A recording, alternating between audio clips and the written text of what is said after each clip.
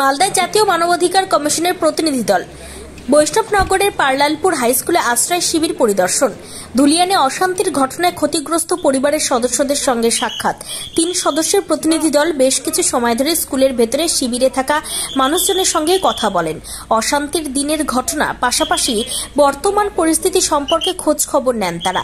দিল্লিতে ফিরে গিয়ে ধুলিয়ানের অশান্তি এবং মালদার আশ্রয় শিবির সম্পর্কে রিপোর্ট পেশ করবেন তারা। যদিও এদিন সংবাদ মাধ্যমের সামনে কোনো মন্তব্য করতে রাজি হননি প্রতিনিধি দলের সদস্যরা। এর আগে আজ সকালেই বন্দে ভারত এক্সপ্রেসের মালদায় এসে পৌঁছান প্রতিনিধিরা।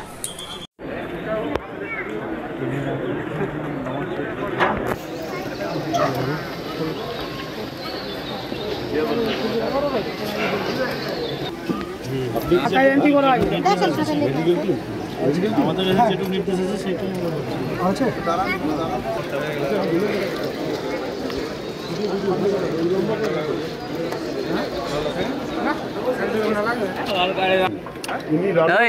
এই যে